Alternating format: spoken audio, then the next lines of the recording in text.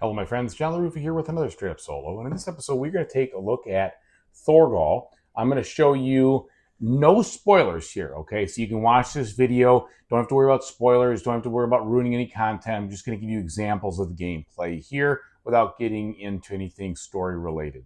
So let's get started. Okay, folks, and as usual, please like and subscribe to my YouTube channel if you haven't done so already. And if you have, I really do appreciate the support. Thank you so very much. So the deal with this game is there are 7 different adventures you can have, okay? And each of those adventures is detailed in this book of tales.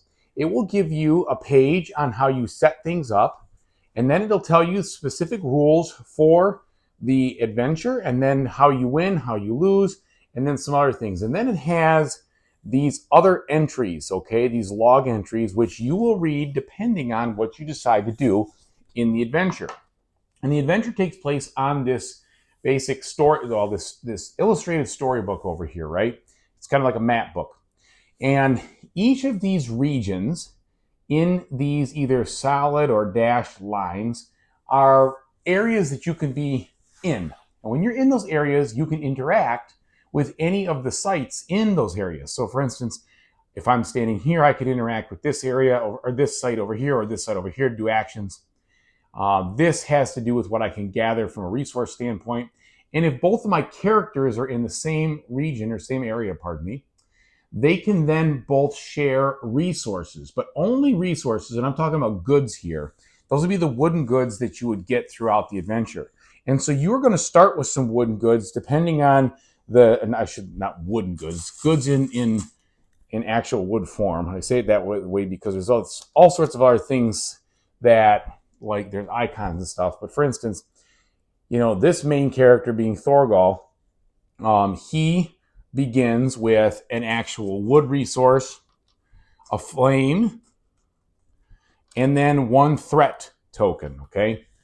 This other person here, Chris, she begins with a threat token, one of these scrolls, and a stone.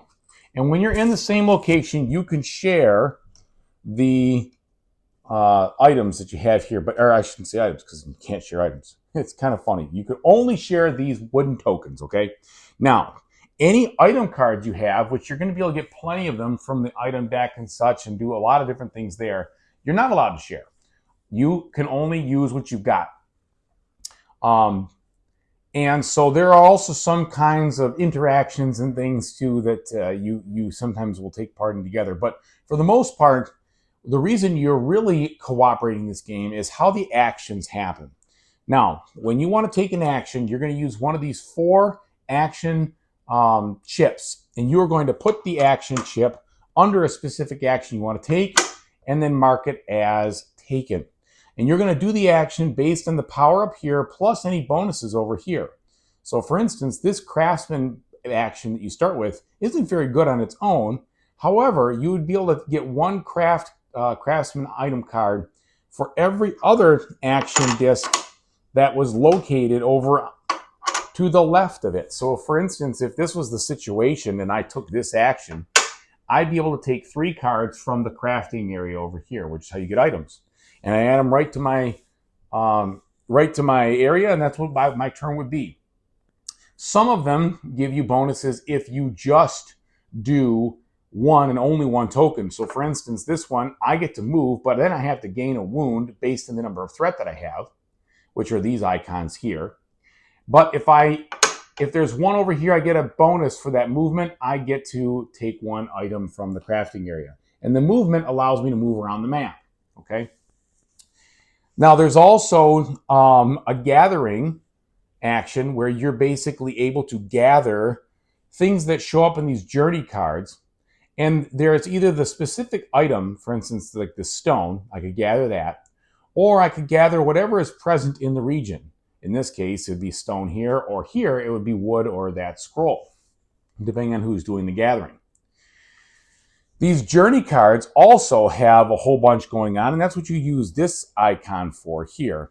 What you basically do when you journey is you look at your level, okay, your journey level, and you place one of the tokens at or below your current level. Okay, so when you start out, you can only place a level 2 or like a 2 or a 3 thing token. And when you place those down, imagine this card is like a winding path that you're walking through. Okay, so if you cover something, you will get that something. If you cover a red space, you're going to have to take the red penalty. If you cover a yellow space, you have to take the yellow penalty, unless you have some reason or some way not to. However, you always have to be making constant progress going this way. So for instance, if I played this down in one turn and I got the associated stone, my next turn, I could place this like this if I wanted, or like this, but I have to be making progress. I could not do something like this because this is going backwards, okay? So you got to imagine that you have to be constantly moving forward. That is a requirement, all right? And as you get halfway through these cards, usually to about this spot or this spot, you'll reveal another card, get some kind of one-time bonus when you reveal it, and continue the path. And so you keep revealing these cards, continuing the path in your journey, and as you go, you're unveiling more items, and each of the cards have different penalties on them, etc. So that's a really cool mechanic. You also might reveal one of these discovery cards, and that will give you something special. Maybe it gives you some experience in battle. When you get a battle fighting experience, you will upgrade this combat dial to roll more dice when you go to attack a monster. When you do the journey, you will go up this journey track, and that'll give you larger things you can place and other special things that come about. Now, let's talk about combat for a second.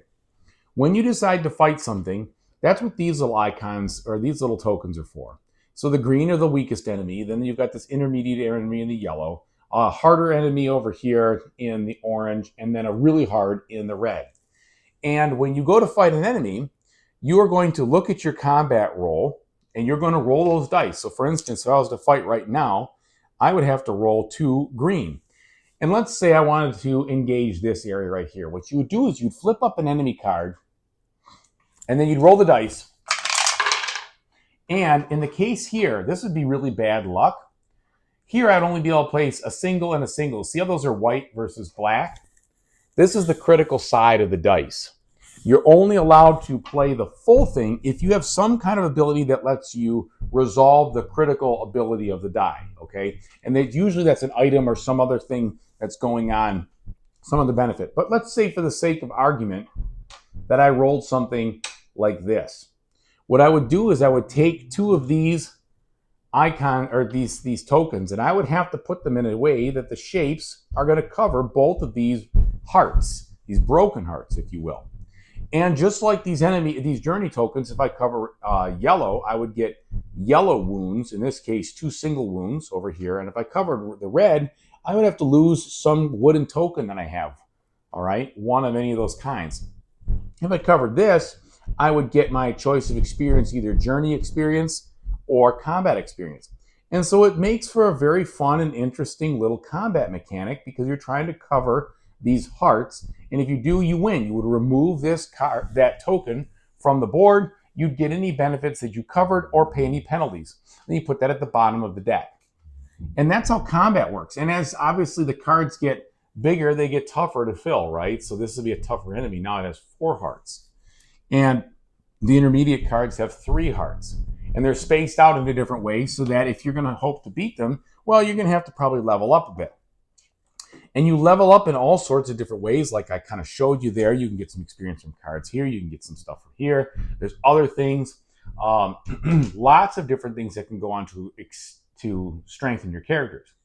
But what's also cool is that the whole reason you're doing these things, you're fighting this or that or contributing to something over here or over here, is that you're trying to activate this story and do what it says, okay? And so this story, for instance, 14, refers to log entry number 14 in this specific book, and that will be some kind of consequence, and then you'll have some type of side quest. Usually you can spend one of these, and that will give you kind of an additional thing that you can do. And so you have those scrolls, that's good. It usually helps you to do something of that nature. Now, it's not always scrolls. I think it's something else, but I haven't gone through all the adventures by any means. But that's one thing that it does. Also, it will then, in the case of this one, for instance, replace one of your cards with a different card. And so you get better actions. These right now are the 6 actions you start with: journey, gather, craft, deposit, or I can't remember what it's called, place, where basically you put resources to something, move, and then combat. And they have to go in this order based on the numbers at the bottom here. But as you get different cards, the order of this is going to change, because you always have to order them in ascending, lowest number to highest number. And when you do that, you flip things around, but you don't move these tokens. So it makes for an interesting situation, because as you can see here, there's all sorts of different things on this map to interact with. And you only, in the case of this quest, you have 9 turns. Each turn is represented by you playing 4 of these actions. And as a solo player, you're going to go back and forth, back and forth. That's going to be the end of the turn. You're going to advance. You're going to do an event. You're going to pass the first player marker to the other spot. And I'm using the ship here because it's not as offensive as the other first player marker is. I don't want to get in trouble on YouTube because it looks like it's got some nudity. So anyway, you're going to use or you're going to move the first player marker, and then you're going to do the same thing over and over again. If you meet the win condition before you meet the lose condition, you win. You read the win condition or the story in here, you see what happens. If you don't, you run out of time, something else happens, you lose, you fail the adventure. This game is not a persistent campaign. These are 7 individual standalone adventures in the base game, which is what I have. And you get to play them out. And so you kind of, it's an all or nothing situation. You can replay them. And I'll tell you right now, the adventures themselves, you say, well, tell me about this replayability. Well, here's the thing. You have no time to do everything on this board. Like, you're going to get through maybe a third of these areas, maybe more. Maybe, as you get better, you figure out, how to be more efficient. But there's going to be a lot of content on each of these adventures that you're not going to be able to even explore. And so you can try to win the adventures by doing different things, by focusing on different things, etc. There's also these events, and these events will happen at the end of every round. And depending on the situation, for instance, they talk here about having a certain amount of uncovered icons on your journey path. You would draw from this event deck. And if you have more than that, if you're covered up, you draw from this event deck. And each of those events is going to do something specific. And then it's going to have a event you're going to resolve at the beginning of the event phase next time, which is usually going to be something negative, unless you do something to forestall it. And so it's kind of interesting. You've got a bit of free reign to what you're doing, but these things are going to come into play. Your win condition, of course, is going to come into play, because you got to figure out how you're going to win. And you're going to be trying to mitigate other things. But it doesn't feel like a lot of other cooperative games where the base game is necessarily like degrading on you. I shouldn't say the base game. The game experience is degrading. You have the pressure of the timer, but it's not like in every turn you're going to draw threat cards and more enemies are going to necessarily come, or this or that. Some of that might happen. Some of that might happen based on some of these events, but other things might happen too, and so there's a lot of opportunity for some really cool discovery while you play this. And it is very much a thematic feeling game, because everything is unlocked based on the stories that you read and the things you're doing. So for instance, this one says, you got to liberate the slaves from their cells, okay? So obviously this thing represents, I shouldn't say obviously, but this thing represents probably like the jailer or whatever you got to defeat. And then I'm going to assume that this has to do with getting those slaves out. So when I liberate them, something's going to happen. I'm going to get an upgraded capability. All right, in this case, since it shows this 8, it's going to be some type of upgraded capability of this card right here. And so you could, if you wanted to, figure out what this references. You could look at card number 8 and kind of plan it out, or you can just experience the story kind of blind. Say, I'm not sure what's going to happen. Let me see. But liberating slaves from their cells, maybe they can help me. Maybe they could do something. That's cool. So I can make my decisions purely on the narrative that it says up here, versus like mathing it all out and going in and doing all these other things. The other thing is that while what kind of dice you're going to be rolling and what kind of path cards you're going to play. This little polynomial placement mechanism is just plain and simple fun. And it's just different than rolling dice and summing up numbers. You know, you are still rolling dice. That is a bit of the randomness, but you don't know exactly what that card configuration is going to look like. And you got to kind of puzzle out how you want to solve that little puzzle. And if you don't solve it, you're going to raise your threat and the card's going to continue and you basically wasted time. All right. So that's part of it. So again, every adventure has specific rules, specific stories, specific stuff going on, specific starting conditions. The base game comes with 4 characters. As a solo, you're required to play at least 2, but you could play 2, 3, or 4. There really is no reason to worry about it. Basically, the only thing you're going to have if you decide to play more characters is you'll have potentially more board presence, but you're going to have less strong characters, right? You're going to level up half as much. You're going to gain half as many resources per character. You're going to have your items split 4 ways. So it's totally up to you how you want to do it. But this game is clearly approachable from a solo standpoint. Running 2 characters does not feel overwhelming in the least. And I'm assuming running 3 or 4 wouldn't be that big of a deal either. You just have to have more table space. Because there's not a deck of cards you're dealing with. You're dealing with one bonus that, I should say, special ability card that you're using for a character that you can use, and then you can reactivate, for instance, by spending this token. You can use that once per turn. She has a different type. You spend that, if you had that purple flame, you could use it in a subsequent turn. But besides that, you know, that's the way it goes. Now, the other way you can lose in this game is you have this area over here, which is where you have to place the wounds you take. So as you take wounds through combat or other reasons, you're going to have to start by placing something in this configuration. And then everything has to basically be adjacent or touching that. And if you go to place a wound and you physically can't, you die, you lose the adventure, that's it. The whole game's over. And so there is an element of wanting to heal yourself. And there's different ways you can heal with different things. And so that's where the items come in and other types of stuff. For instance, here, like I see shelter. Okay, well, the shelter gives me an idea that this is a place I could probably heal some wounds, right? So it's just, you have enough information, but you don't have perfect information, which means there's some exploration and some story and some enjoyment of trying to figure out what's kind of behind the next hill over. So let me tell you what I think about it. So I've seen people make some comparisons to this game about Robinson Crusoe meets Sleeping Gods, I think it was what it was called. And I could see that for sure. There is a narrative element that comes from those types of games like Sleeping Gods where you've got, you're reading log entries and seeing what's happening.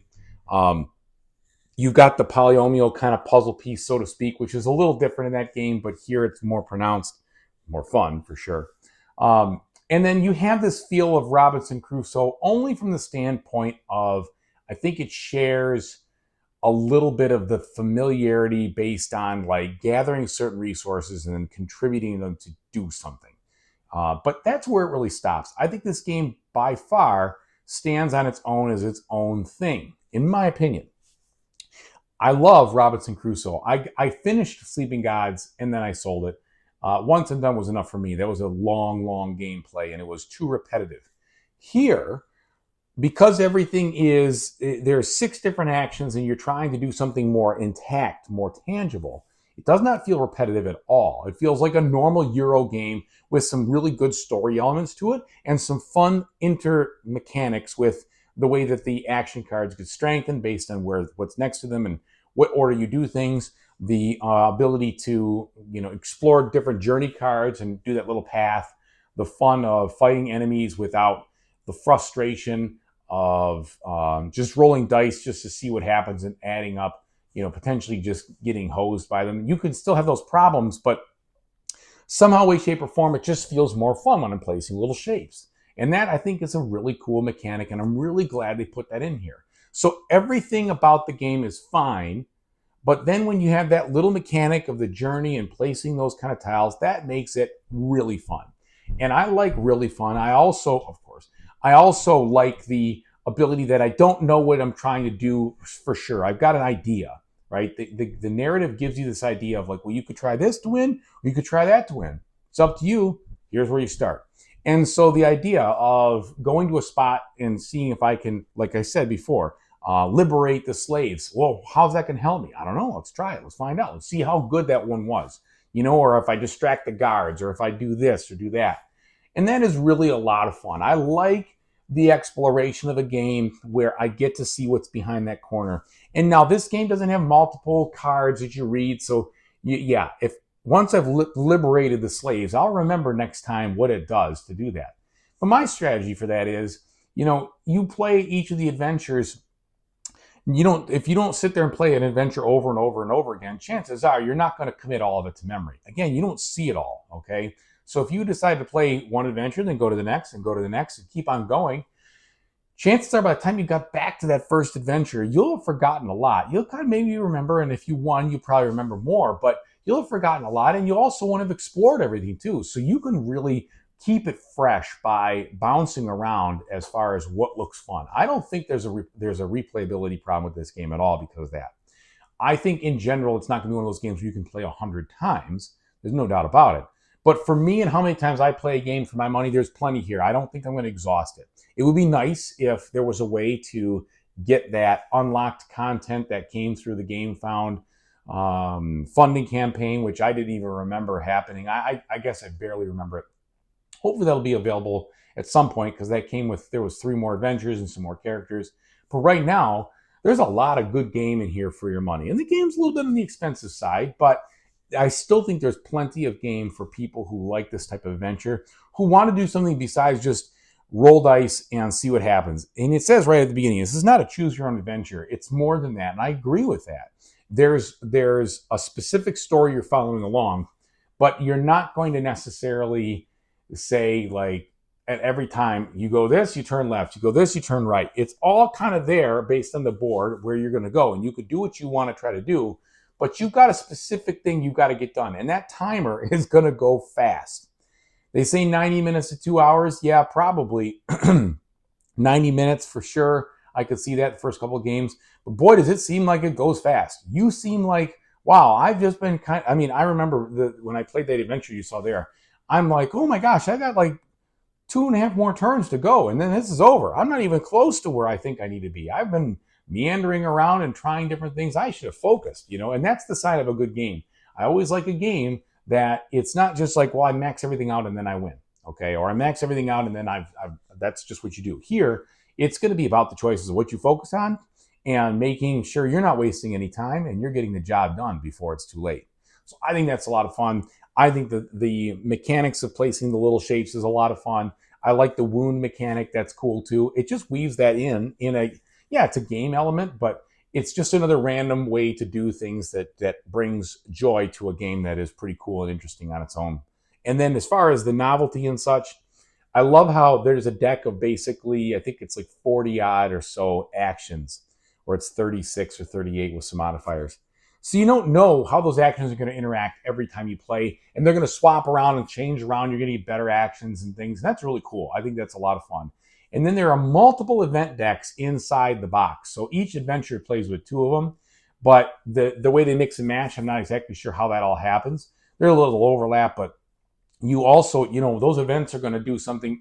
They do dramatically different things to your adventure to try to say, okay, this is what happened. And if you want to prevent the next disaster from happening, you better figure this out or do something here or do something there. Or maybe it divides the actions you can take and you can't take all of them. One thing I didn't specifically talk about is that when you take an action at the end of the round, you don't like just wipe it free. You have to use the action markers in a different location from where they were at the first turn. So there's some special abilities that let you use the same action marker in the same spot by just flipping it over again.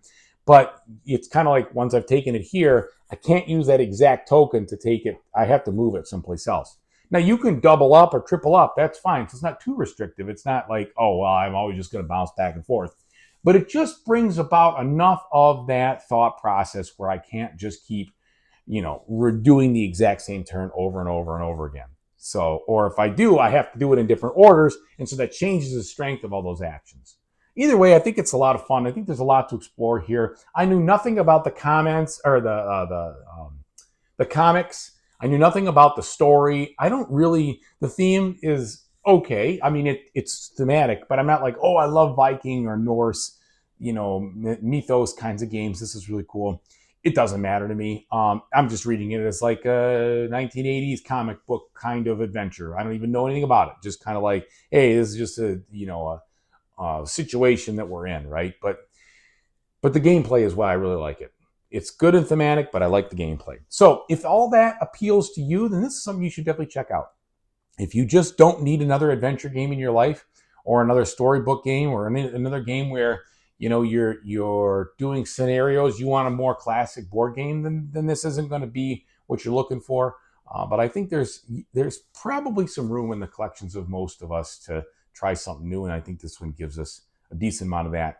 And it's there's enough unlockable kind of feel here where it definitely feels like there's exploration to be had on every page and in every adventure. So thanks so much for watching. I really appreciate everybody. I should just clarify. Unlockable meaning I don't know what I'm going to be doing. There's no secret envelopes, none of that. None of that's present in this game. But you're not supposed to read ahead in the logbook, I guess. So there's that. So thanks so much for watching. Again, really appreciate it. Whatever you do in the future, I really hope you have a fantastic time doing it. Take it easy, everybody.